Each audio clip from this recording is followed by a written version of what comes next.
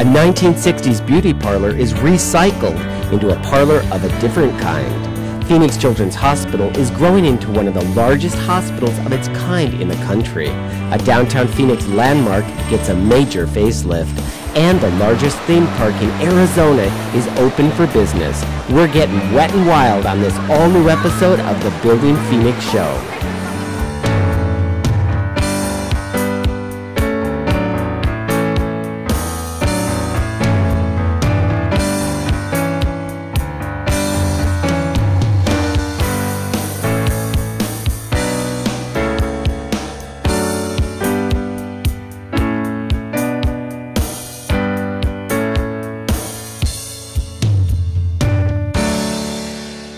Hello, thank you for joining me for this all-new episode of the award-winning Building Phoenix Show, coming to you from Wet and Wild, Phoenix. It's just west of I-17 on Pinnacle Peak Road.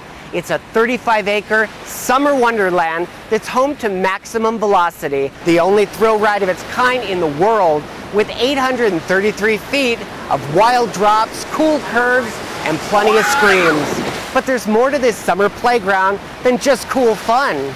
It's also super green and a safe place to play. Let's go beneath the surface to take a closer look and show you more. You don't need to escape to San Diego to beat the heat. Life's a beach right here in Phoenix, with the opening of the new $30 million Wet and Wild, inspired by the land down under. Maximum Velocity is the first in the world dueling water roller coaster. And I mean, it's a roller coaster. It's not a mellow ride. You hang on to your tube because you're going to go flying. Like your stomach is like lurching up to your throat, basically. It was awesome. It was really fun. Yeah, the Boomerango, the Tornado, Family Raft Ride, which are all, again, brand new. We have behind us is the Rain Fortress, which is a huge superstructure with essentially a water playground. Some folks call it a jungle gym on steroids, just monster in size. The 35-acre park is operated by the Australian-based Village Roadshow, known for producing blockbuster movies like Gran Torino and some of the most spectacular entertainment destinations in the world.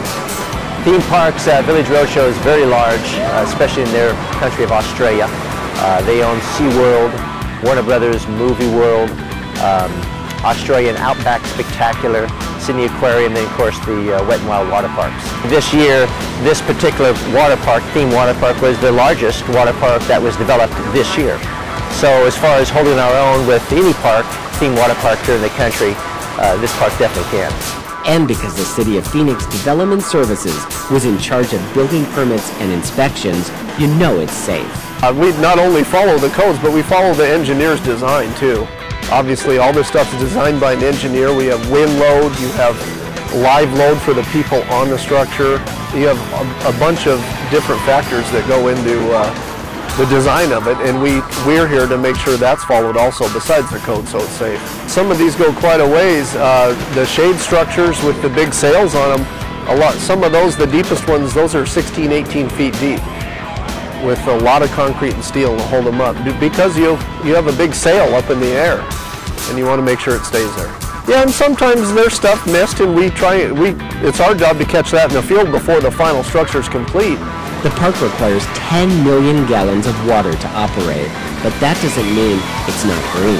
95% of that water is all recycled. We have a little over $30 million invested in the water park structure itself. Of that, over $1 million is dedicated just to shade alone. And the grass may look like the real thing, but it's not. And the desert landscaping means less water too. We wanted to be able to join hands with our city and county in providing a green facility. Phoenix Mayor Phil Gordon and District 1 Councilwoman Belda Williams are happy Wet and Wild turned out the way they envisioned. A green facility that brings much-needed tax dollars and jobs to Phoenix. So I come out to thank people, companies like Wet and Wild that put $30 million into our economy, even in this recessionary period. great city employees that got this project done in 7 months. Permitting inspections, unheard of anywhere else in the country, much less the world. It's a win-win. You know what? Having fun and creating jobs, I mean, you know, that's pretty cool for a mayor. Wet n Wild's the best water park ever. Right! Go! And this is just the beginning. Plans are already underway for phases 2 and 3. We're after a tremendous start. The response has been very, very promising. We actually have over 100 additional acres, if we so choose. We'd like to pursue that to continue to expand this project. Well, it looks like our mayor has found a new way to stay cool this summer. Now let's take a quick break from the water park and head to downtown Phoenix, where the oldest high-rise office building has been waiting patiently for our city center to rise once again. And now that it is, the circa 1920s Luhrs Building is preparing itself to stand tall and strong next to all those new kids on the block. In 1960, Alfred Hitchcock's Psycho showed the world that Phoenix was more than saguaros and rattlesnakes. Even then, our desert city boasted a bustling urban core, with office towers dating back to the 1920s. The Luhrs Building was one of the historic buildings immortalized by Hitchcock's lens. See, it's right there on the right. This was really the first downtown skyscraper. It was 10 stories tall, which was pretty phenomenal in 1924 because most of the buildings were 1 and 2 stories downtown. It was built by the Luhrs family, and George Luhrs was a very important person in Phoenix history. Now a developer is restoring the weathered building to its 1920s glory, with help from the city's Development Services Department and the Historic Preservation Office. They received a matching grant through the Historic Preservation Bond Program to rehabilitate the historic exteriors of the building. This includes restoring 200 original steel and wood windows to their original condition while making them energy efficient for today. Custom Historic Woodworks is in charge of the wood windows, but for the metal windows, they had to get creative. We've got a bodywork company doing the work. They're called Bumper to Bumper Collision Center, and they're the only people we can find that can actually bend soft, thin metals like this to actually restore the windows. Stockland sees the building as a cornerstone of the ever-evolving downtown Phoenix skyline, serving as a symbol of our city's past. There's very detailed cast concrete work that you'll see on the first floor and also here on the second floor. That was all very ornately cast to really give it a classical appearance. At the very top of the building, there's a metal cornice. It looks like it's concrete, but it actually is painted metal. So the building's pretty simple, but it has very nice classical details. And while Stockland is focused on preserving our past for the future, Development Services ensures all construction meets today's building codes for safety.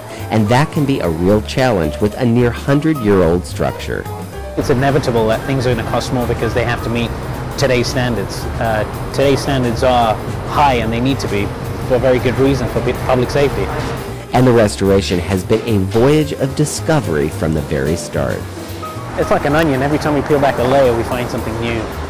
Like the marble surfaces, original mail chutes, which will be put to use when the building reopens, and the biggest surprise, the discovery of glass block transoms above the doors, allowing natural light to fill the interior space, which very soon will be occupied with businesses.